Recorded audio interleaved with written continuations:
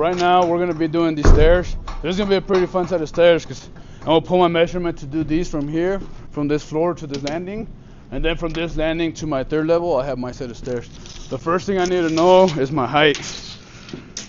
So as soon as I know that I'm at 71.5 inches, I'm doing my calculations and then I'll follow up on the rest.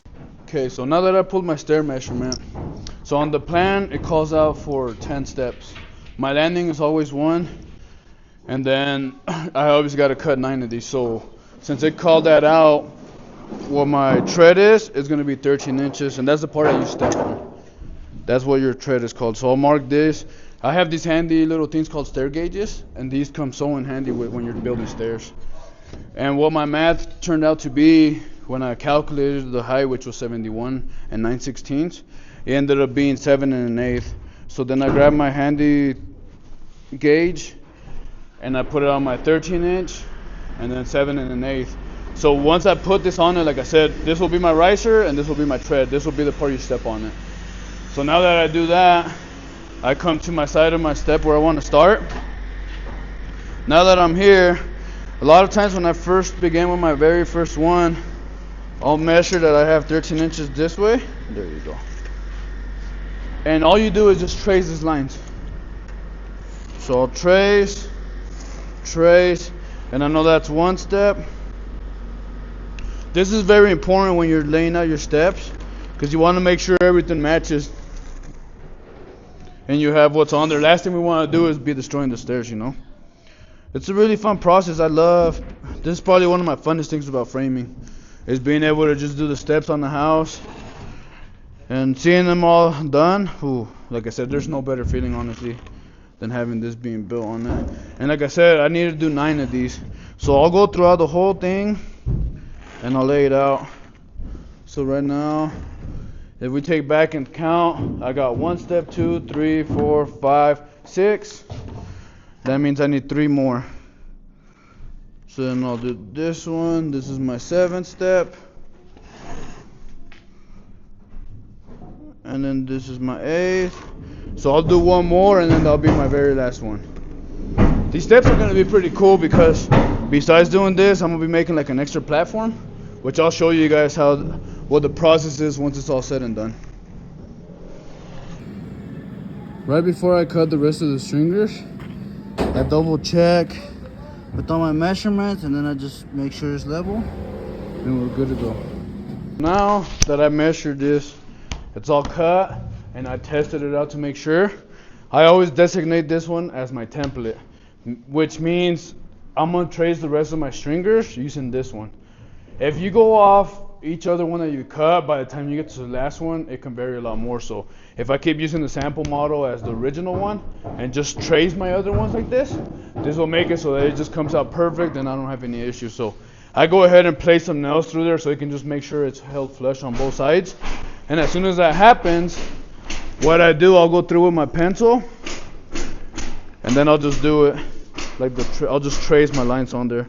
It's really important to make sure you have a sharp pencil for this step, because if you make a fat line and you cut differently than what you're supposed to, it's just not going to work.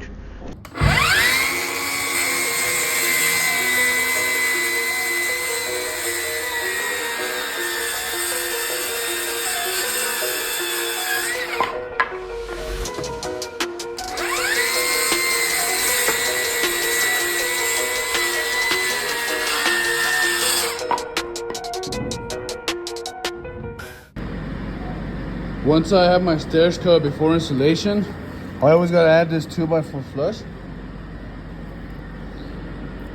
I'll cut it to what the angle of the stair is, but when I do it, I always leave an 1.5 inch gap here.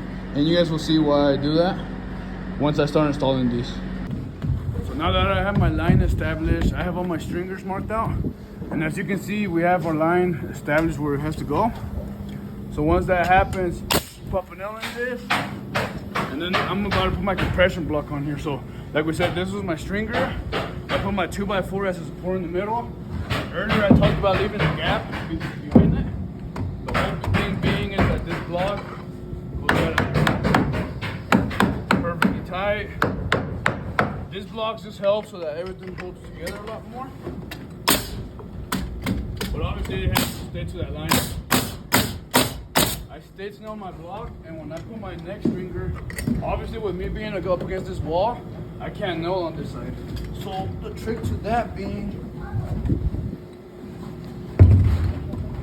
when I put this block, I always put it here where it's flush on the other side, so I always pre-nail this block. And this is anytime I do any type of stair. I put this on here.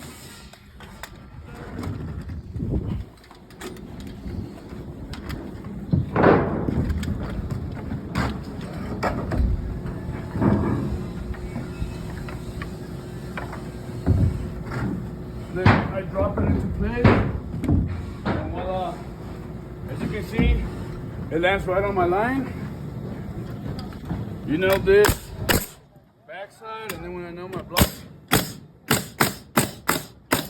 with that stitch nailing, it doesn't go away. I have my 2x6 down here that catches my step, which I always make sure this is parallel to my wall.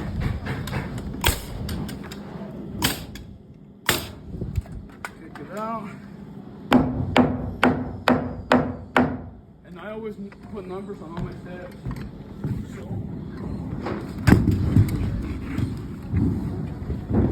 this is my second one.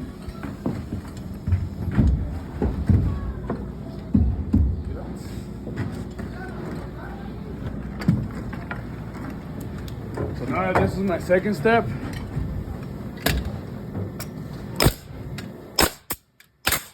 that on, and then so on. I put the rest of my steps. I put my material that goes stepping on this, and my steps are done. So with that, I showed you guys how I calculate my steps, how to determine all the different risers with the tread that we have on them, some of the installation footage, and now this is what it looks like all done. So with these lower steps, as you guys can see, came out with my step. I actually had to make this platform come out this way. That way you have the same equal step coming up this direction. And the nicest part of all is finally having the steps done all the way to go up to the third level. Which, with that, you can step on these babies and they don't go anywhere. Hopefully you guys enjoy this. It really takes a lot of practice to be able to get this down. But hopefully with the videos that I'm posting up, you guys can learn a lot better. If you guys want me to post up anything else, make sure you guys comment down below. Make sure to give this video a like, and I'll catch you guys on the next one.